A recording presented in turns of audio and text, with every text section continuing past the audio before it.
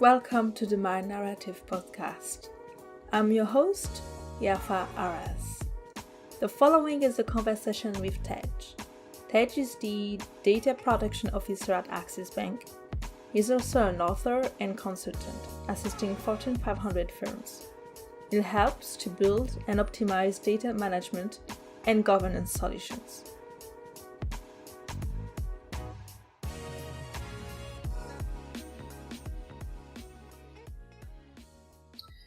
Tej, good to have you today on board. Data privacy alignment to data governance. Interesting topic today. And before diving and you telling us why any organization should integrate both, maybe could you define in simple words what's data privacy and data governance? Well, it's a pleasure to speak with you today on this podcast, Yafaa. And data privacy and governance, both in fact are burgeoning topics out there in the industry. They're being supported by policy across the globe, and in fact, most of the organizations are getting to increase their spends and effectiveness programs across privacy as well as governance as well. I mean, the way I see it specifically is data governance is more to do with having to formalize the way we manage data. And what that means is, in some way, any organization would in fact look for assessing quality of the data, monitoring it, getting to simplify their landscapes by managing it by its meaning, and also having to architect landscapes so that they can have better outcomes by reducing on the duplication of benefits and certain choices which in fact can maximize these outcomes. And at the outset, organizations and divisions perhaps were very siloed, maybe 5 years ago. And there was a specific need that came up in the market within these industries and organizations to look at having to formalize the way data is being managed in a very harmonious way. And that is when data governance came into being. And it's a science rather than an act, which in fact looks at having to formalize the way we manage data. And this formalization can be in fact driven by policies, if any organization is policy heavy or policy dependent, or it can be driven through best practices in terms of guiding certain set of teams like platform teams or data engineering teams or data scientists, in terms of having to leverage certain best practices in provisioning data and having to maximize how they derive insights from leveraging existing data or third-party data. And this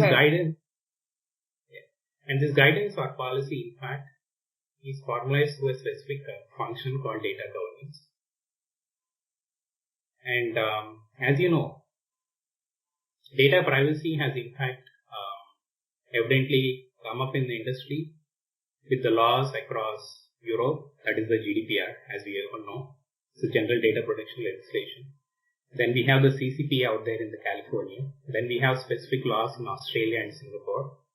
India is coming up with its own law, which is called the PDPB. And this is what specifically comes out for privacy for the organization. And the way I see the laws and the policies to be evolving across the regions is that there specifically needs to be a control framework which protects the privacy of the people along with the data they invest into these organizations.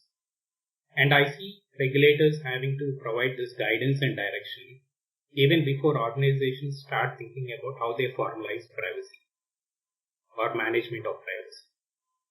So this is my take on data privacy and governance across the industry and its evolution for the past 5 to 10 years. Okay, interesting. Well, you said quite a few interesting things there, and let me comment on that. few things to unpack, and thank you for this, I think, interesting overview. Don't you think so? Organizations managing their privacy and data governance. So don't you think that that's the step number 2 after actually finding your business case of, in terms of leveraging data, giving a voice to your data, and then figure out, I guess, the governance and privacy. So that's one idea.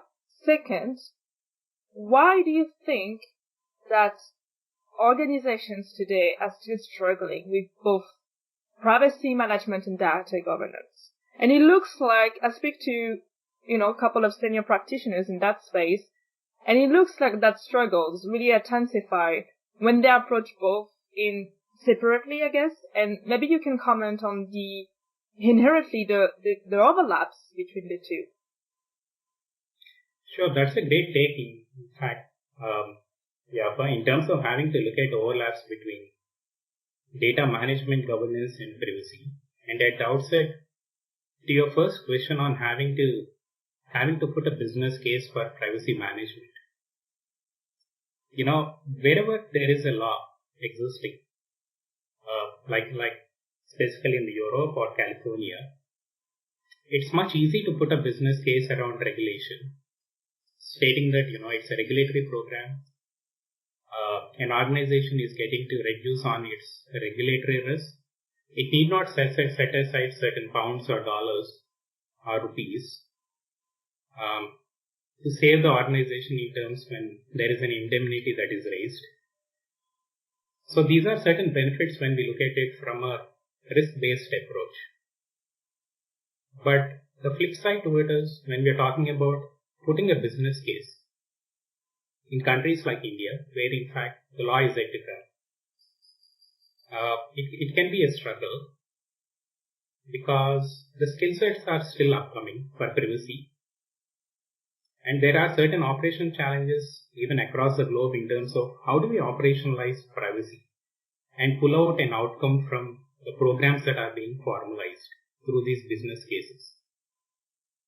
So having to measure the outcome of a privacy program can be a major challenge.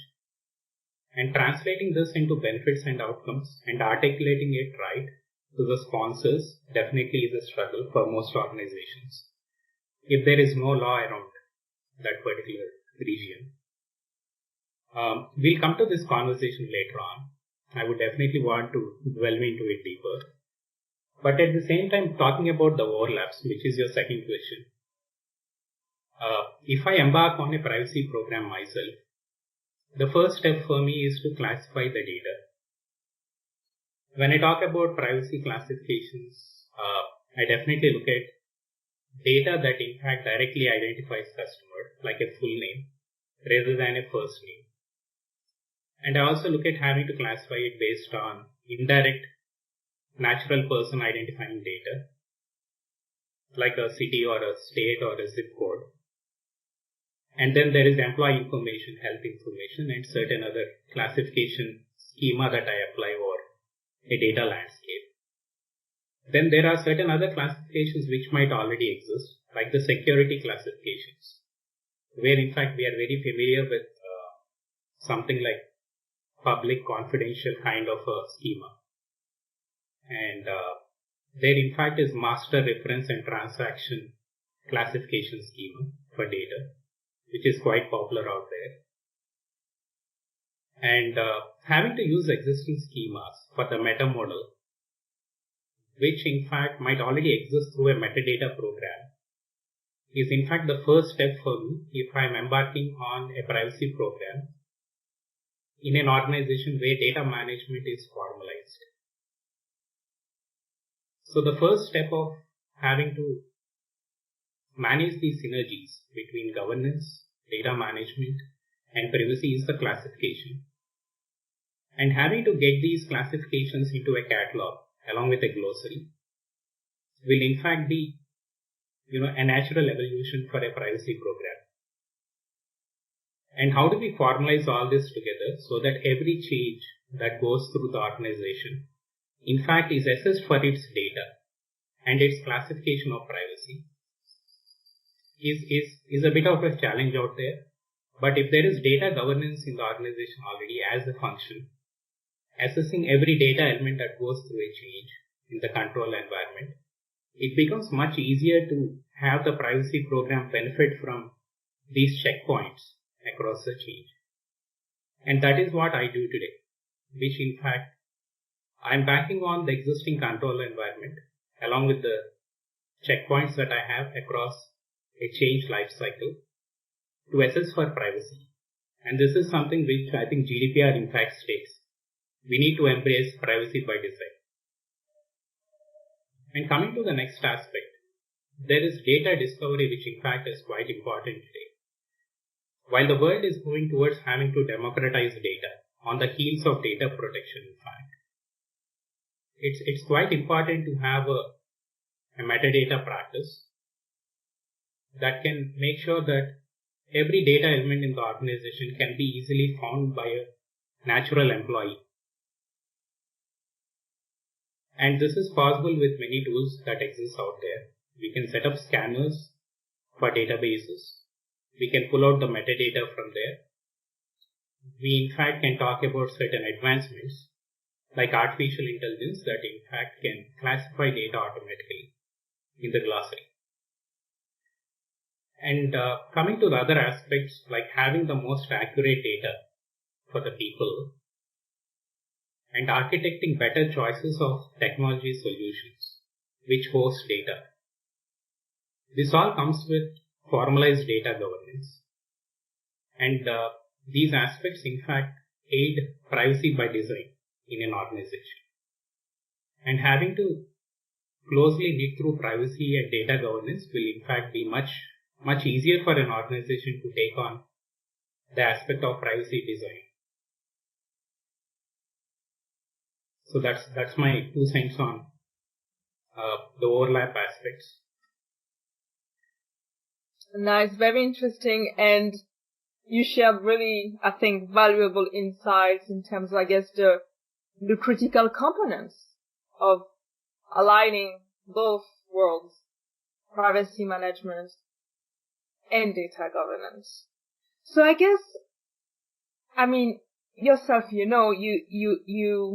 a senior practitioner, and we can't just isolate concepts, technological concepts, processes, and all of that without thinking about people, right?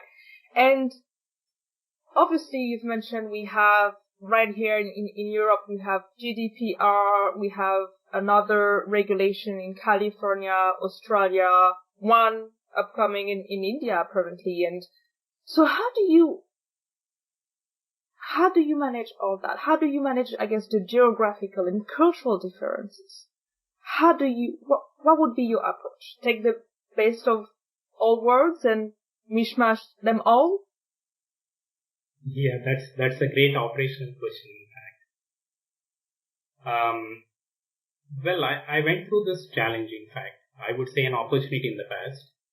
Working with a global organization, in fact, presents varying requirements of policy put forth by regulatory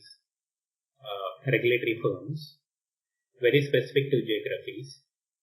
I mean, quoting a very specific example, GDPR today states that data can be classified into personal data and sensitive personal data based on certain degrees of how they directly identify customer or how they can cause harm or embarrassment if the data goes out in the public.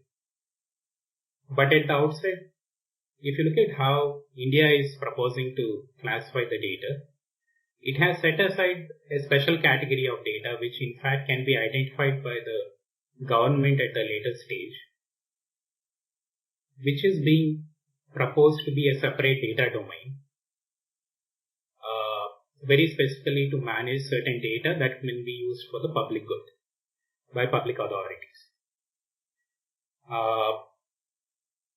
So the way data is being classified today in India can be quite different by the way the regulators in Europe might be expecting firms in Europe to be classifying their data. So at the outset, this presents a challenge. I would still have to maintain my classification schema, which differs from the Indian subcontinent to the Europe.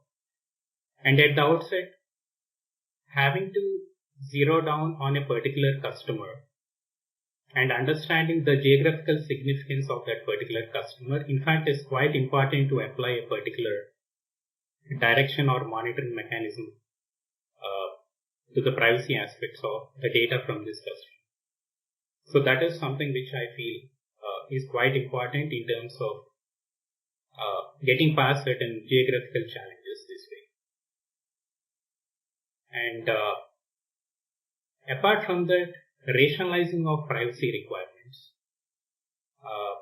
is one other aspect where any data office or a privacy office can bank on. If you look at most of the requirements that have been put across by GDPR, now 70% of these requirements will be based on perhaps 11 best principles of managing data privacy, which we had 10 years ago. Now there is some enrichment and extension to what has been defined as privacy principles, which in fact will be a significant overlap across any law. And that is something which I usually bank on. Whenever there is a certain requirement like data security on the cloud, what should I be using there? Should I be using bring your own key kind of an approach? Or should I be using something like a customer managed encryption for data? Now these are certain aspects which are not provided as direction from the regulators.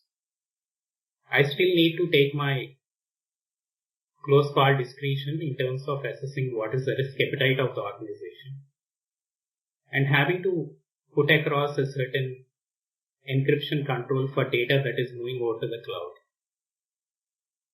which in fact needs to be agreed by the legal as well as the information security as well as the business teams who own the data. And this in fact presents an opportunity to most organizations out there. While there is no specific direction on how data can be put across in a more secure way on the cloud, we still need to come up with our own ways of having to make it more secure. Because today the way I see it is, I take a benefits-based approach to data privacy. Because I see that, I'm creating an organization which in fact should be perceived as a data trust by the people out there. I'm not just banking on regulation or putting up myself for a reputational risk, but it's more to do with having to convert an organization into a data trust so that people can start investing into the organization with their personal data. And that's the way, in fact, I think we should be seeing a seismic shift in terms of how we look at privacy management across the globe.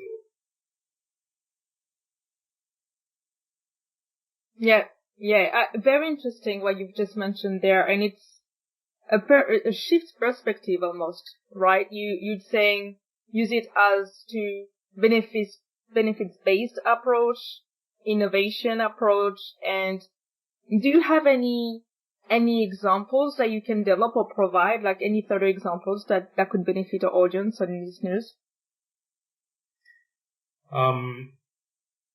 Well, I would definitely quote certain examples. I can't go back to my personal experiences, but at the outset,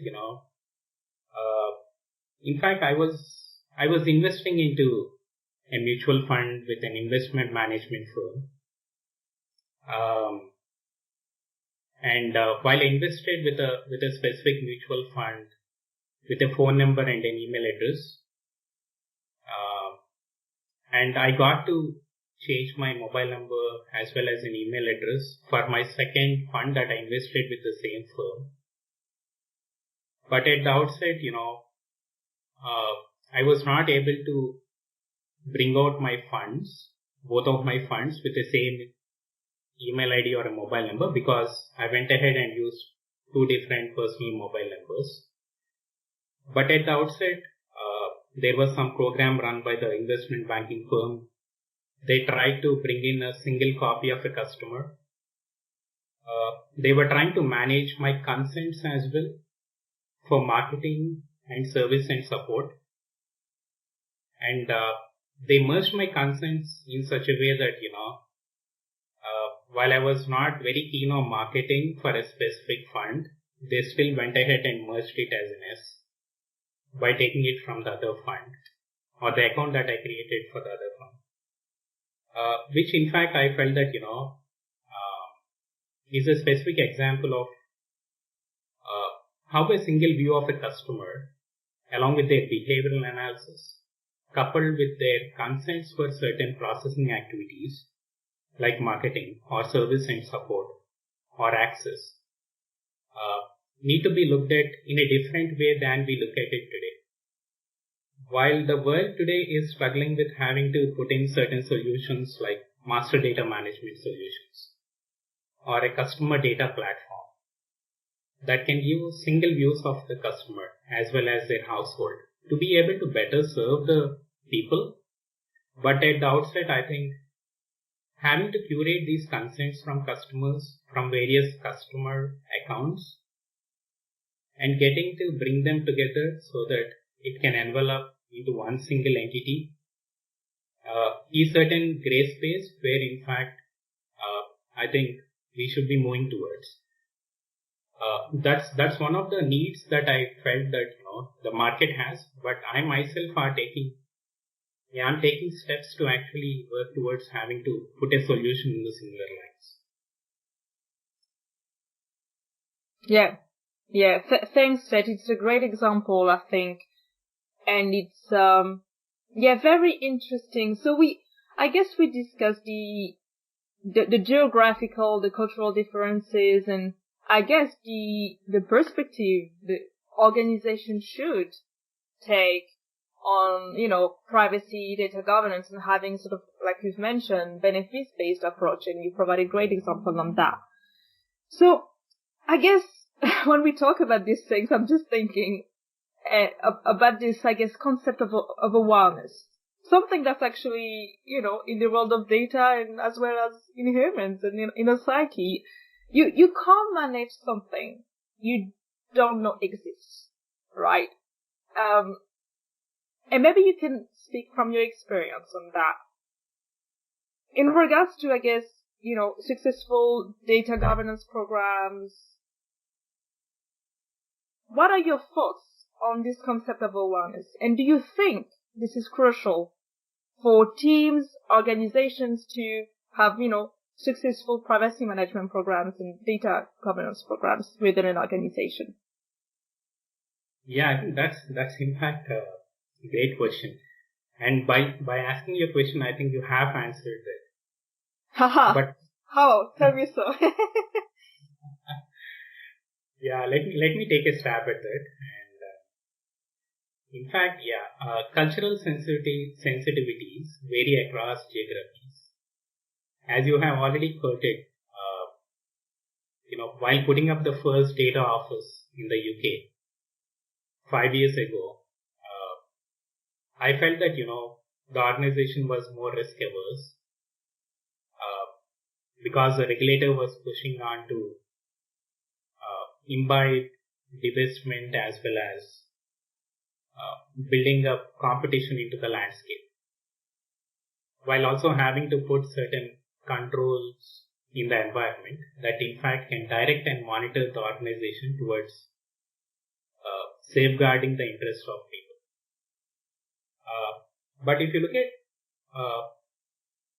the scenario in India, I can see that organizations specifically are taking a benefits-based approach to data protection and privacy. The very reason being, they see that, GDPR was already live 2 years ago, and they know that the law is coming up.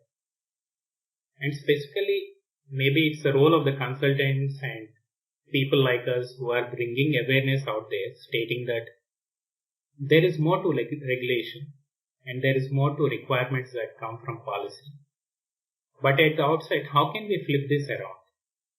By stating that we are creating fiduciaries for people to invest their data further. While we minimize the data that is curated from the customers at the outset. We also can be able to leverage certain aspects of having to curate further data if a customer is interested in having to invest their particular personal data with us, which we usually call as zero copy data. But for a customer to start investing further with a zero copy data, that is additional personal data, we need to create that ownership, that trust, as well as accountability, which in fact are key principles of how corporate governance exists in organizations today. Now, if you look at how across the globe, organizations are in fact being forced to coexist with the society to in fact make it a more symbiotic kind of a relationship. To have the societies being benefited more, if I were to say that way. And that's where the focus has moved towards corporate governance, having data governance, creating data trust for people, putting in an awareness across the organization that in fact cascades to other stakeholders like a shareholder outside who invests into the organization, and the other natural people who in fact come into the sphere of influence of an organization. And if you look at all these aspects, they are closely knitted, and having to pull one lever that can be an enabler is privacy out here. And this lever can in fact be turned by data governance, which in fact will impact the corporate governance of an organization in the way it's perceived to have an organization exist in a symbiotic way in a society. And that's the way I think even Europe is moving towards. We are looking at organizations having to formalize data governance better and having to enrich on their existing privacy landscapes so that they can create fiduciaries for people to invest their personal data. And that's in fact a better shift that we are seeing in the industry today. And I'm experiencing that myself. Interesting. So I want to pick up on two things that you've mentioned here, Ted. Do you think that, I guess I'm speaking from a UK-centric perspective, I live here, but do you think that governments should provide greater support to businesses in order to avoid this, I guess, risk-averse approach and foster and enhance innovation within a society and in a nation? Do you think that there's a gap between the two and we should find better ways to cooperate with each other to, again, like you've mentioned, to avoid this risk aversion, because it's in the benefit of all societies and governments to have their own companies, be more innovative and innovate and boost the national economy. Do you think that, I guess, there are any areas of improvement on that end? And the second thing I would love you to develop and probably share your thoughts on that. You've mentioned data trust. And it's a relatively new concept, right? But what are your thoughts on the? Are they actually realistic? Like, for instance, I've recently read an article on MIT Technology Review, and well, in theory, sounds great for companies and end users. It's a win-win, but in reality, is it actually practically feasible? Yeah, I think the second question, in fact, strikes me vividly, but I can take up the first question. Well, there is innovation that in fact can be fostered into the organizations today, so that we can look beyond the regulatory requirements on how better we can help the people out there by having to protect their interests and their personal data, by managing it and governing better. But at the outset, the regulators did their part in terms of having to provide basic guidance perhaps breadcrumbs for the organizations in terms of having to take these baby steps to reach a certain control environment or a state in their control environment, where in fact they need to start thinking about and beyond what exists as regulatory requirements today. So I think the data officers along with the privacy officers really need to get a, maybe we should say an electric shock, to get to have this innovation kick-started within their organizations. But at the outset, I have seen certain regulations, in fact, like the Data Governance Act out there in the Europe. And in fact, India is coming up with its own act of even governing and managing non-private data. So these are certain policies which I see definitely can foster innovation. And there is this new concept of having to create intermediaries who in fact host data. By seamlessly having to share data between organizations.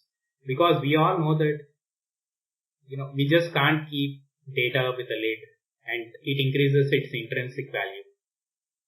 So as organizations get to share data, the intrinsic value of the data improves. And that's what is being fostered today. If you look at most of the policies that are in the making. But at the outset, my advice has been to these organizations, whomever I speak to think beyond regulatory guidance and having certain aspects of innovation using technology like artificial intelligence to bolster on some of these efforts that in fact can create fiduciaries,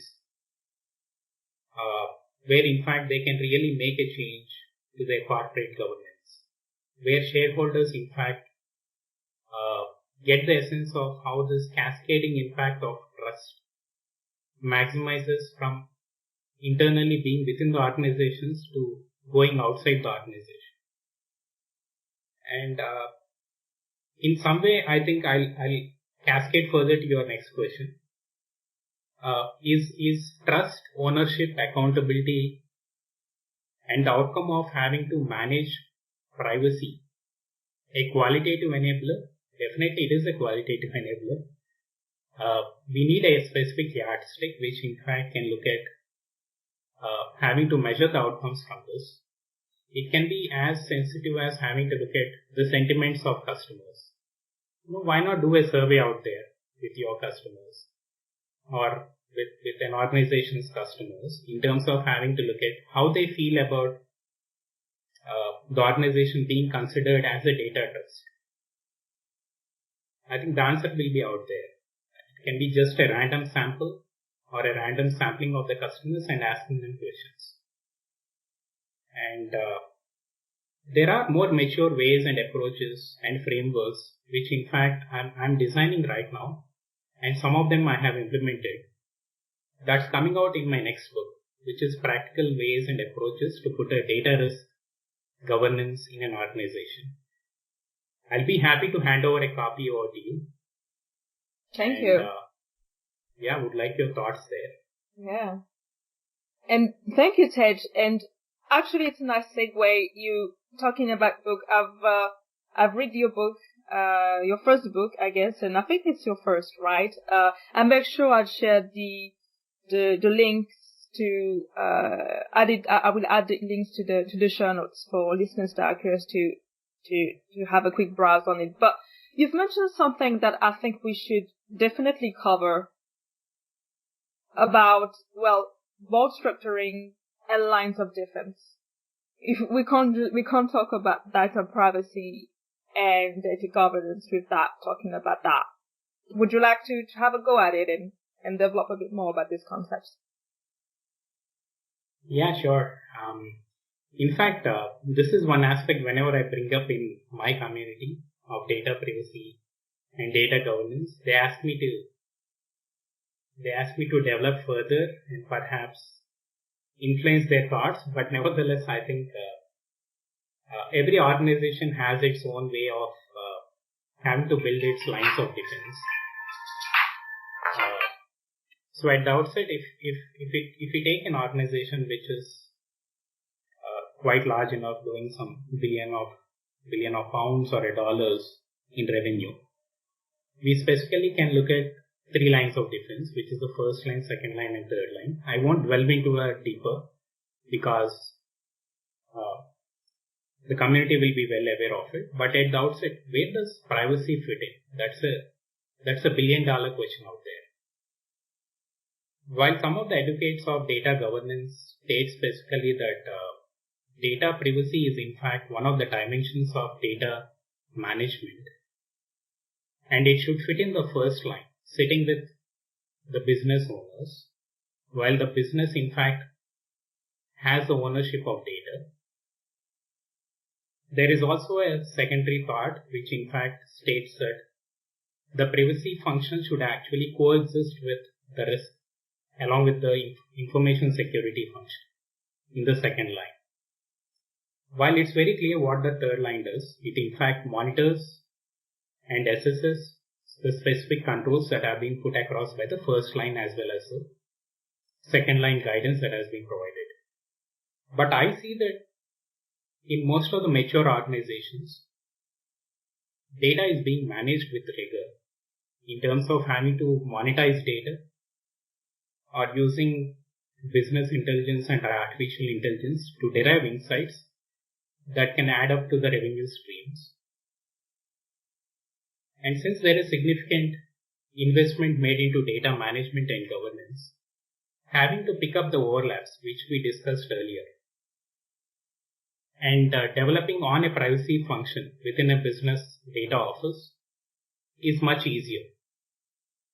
Now for starters, in fact, they in fact are trying to have the privacy office with IT, which also makes sense because we can think about privacy office to be a part of IT risk office in the first line, which synonymously gets guidance from the second line risk office, along with the legal function as well as the information security function. And this is one of the approaches in which organizations are trying to start their privacy functions. They're starting with IT, and as they mature, they're getting to have the business own the data, and seamlessly the ownership of privacy in fact shifts from IT to business within the first line. And I have seen such overlaps between data management and governance where in fact I sense that having the privacy function along with data management function in the first line gives an outcome that in fact is much faster, that is more efficient and stronger. But there still needs to be a second line as well as a third line, directing, assessing and monitoring the privacy controls that have been put across the landscape.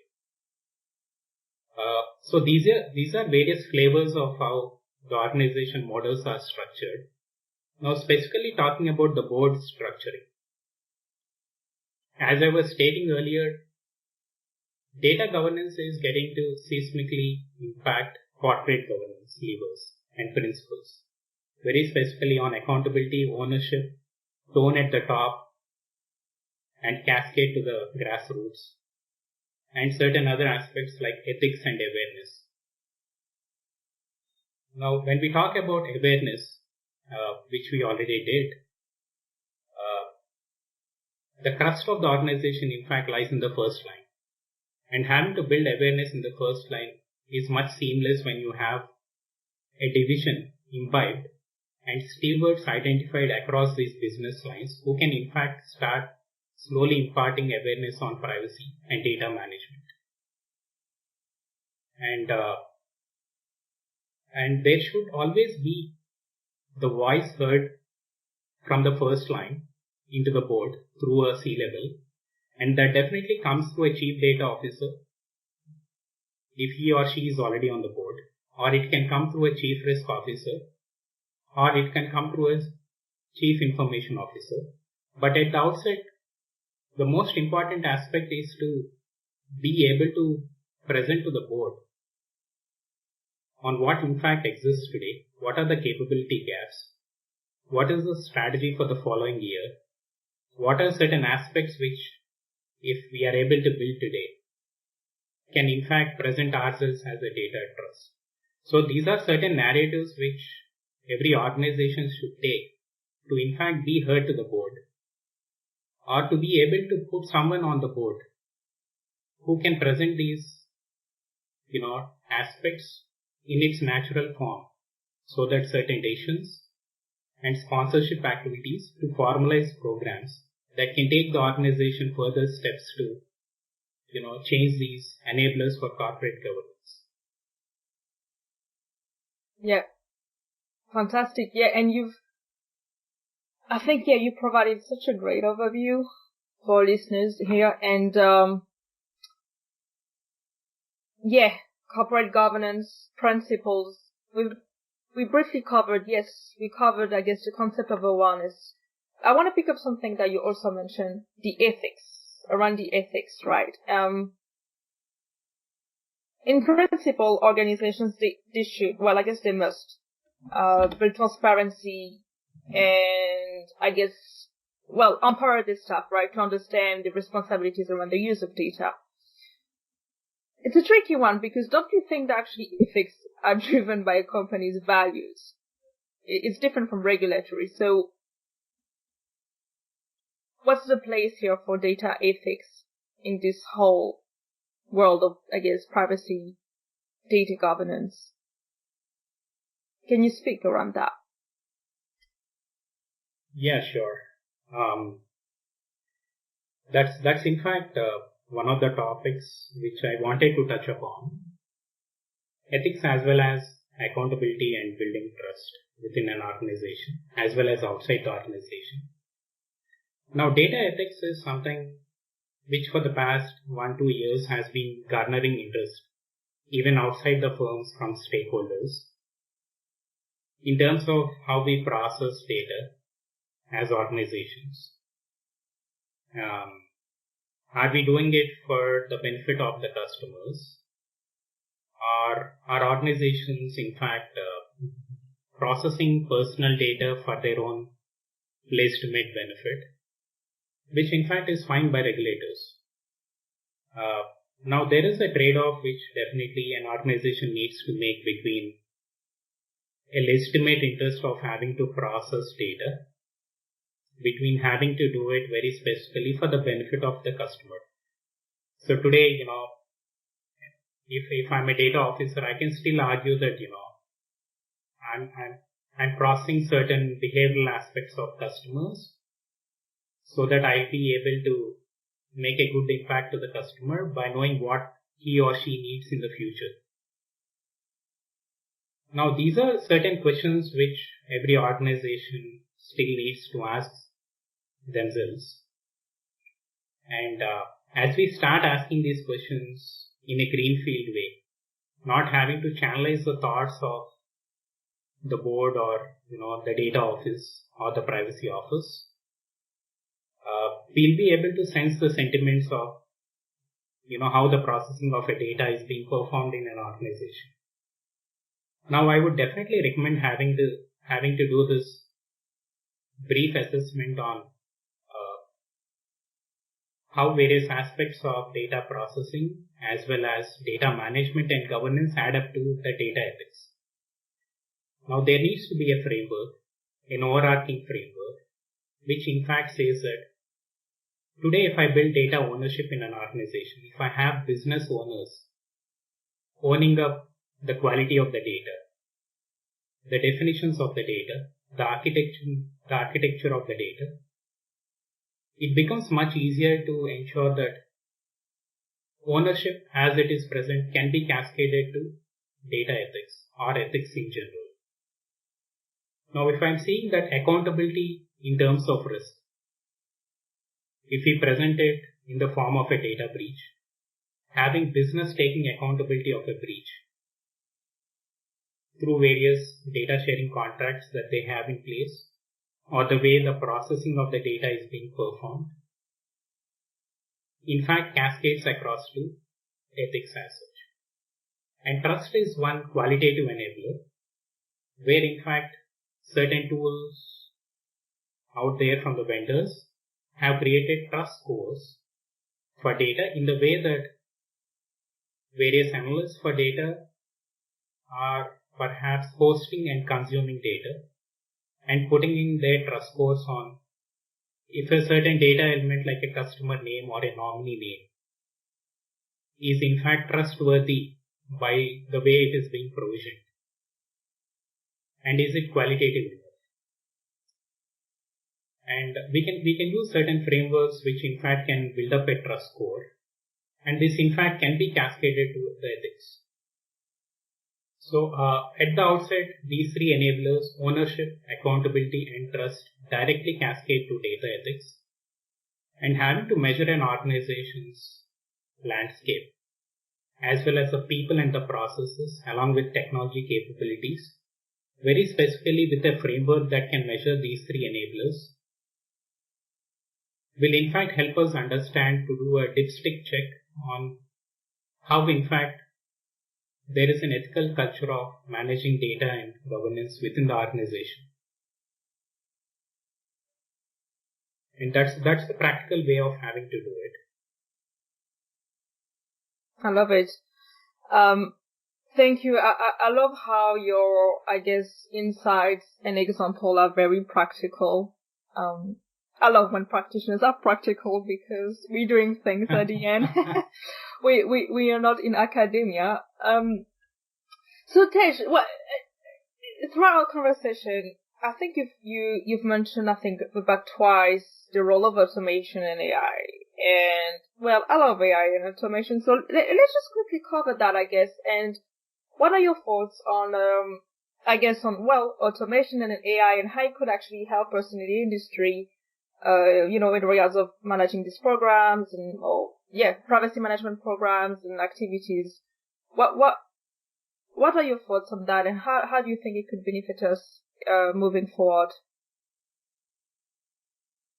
Yeah, definitely. I think this is an important aspect to touch on. The other day I was speaking to a data analyst and I was asking him, apart from data modeling, which is your core competency, what do you do? He was saying that I'm a data scientist as well. So these days I think I'm finding more data scientists than data architects and modelers. So definitely I think we should be able to see more application of artificial intelligence and machine learning, which I'm seeing on the ground. Because at the outset, I'm able to use artificial intelligence to classify data better for myself. I'm able to do my privacy classifications for various dynamic schemas in their own geographical context by not having to do it manually, but by doing it automatically. And also I'm able to leverage certain solutions in the market which actually automate privacy impact assessments. So I no longer have to put up these control questions in an Excel sheet, having drop downs.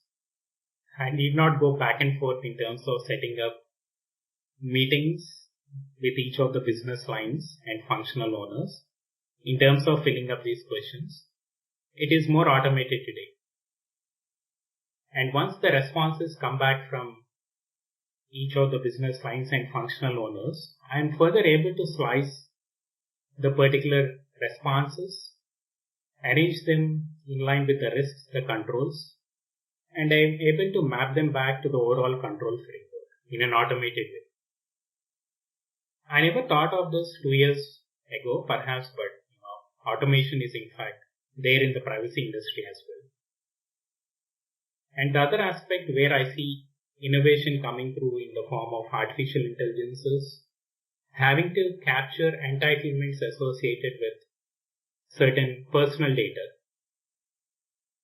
and having to translate these privacy requirements into security controls, perhaps access controls or masking or pseudonymization or anonymization or in fact encryption for data at rest and in motion.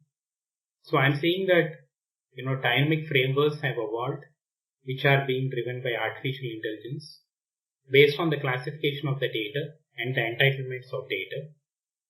The technique can be automatically chosen in terms of anonymizing data and making it more secure. And as I was talking about earlier, the master data management has in fact evolved to curate a single profile of consents across the leads as well as customers. And one specific example I was quoting is a lead getting converted into a customer and consents being provided by one single natural person across various states of how he is perceived as a customer needs to come together in a 360-degree view, which in fact can give an organization a better sense of how in fact processing of data or reachability of the customers or contacting the customers can actually work better. So these are certain artificial intelligence as well as technology initiatives which in fact I'm seeing in the market. I'm able to personally leverage them in terms of reducing my operational cost, but in fact having to enrich on my other areas which need focus. Wow, Tej, we covered a lot of, I guess, crucial themes, concepts around data privacy alignment to data governance. So what do you think organizations should, right now, stop, tweak, continue, and start when it comes to data privacy alignment to data governance? Yeah, the only mantra that I can think of right away is for organizations to put aside the hat of risk-based approach to having to look at privacy and governance and having to perceive data privacy in the form of having to create benefit for the customers. So that's my mantra out there, which in fact I am imparting today. My book is about having to practically do it. Happy to share that copy across to you as I release it the following months. Yeah, that's my 2 cents here. Well, thank you. Well, Tej, it's been an absolute pleasure talking to you. And I have one last question that I always ask my guests before wrapping up. What are the 3 skills and or character traits that helped you so far in your life? Okay, now I need to pick my head.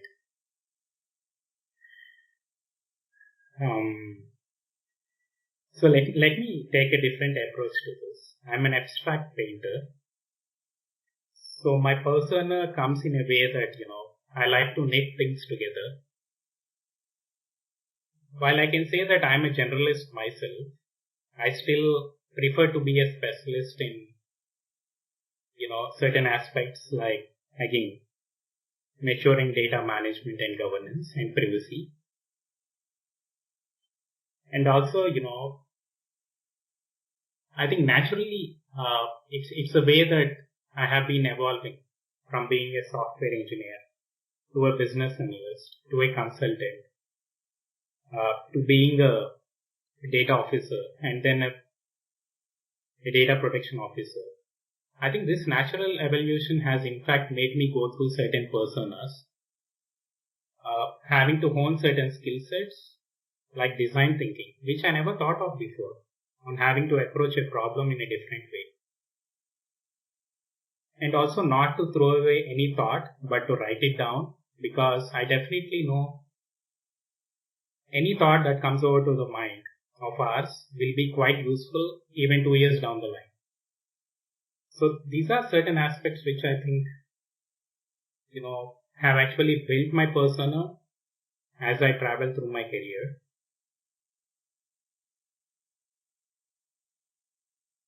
Sweet. Well, Tej, thank you so much for your time.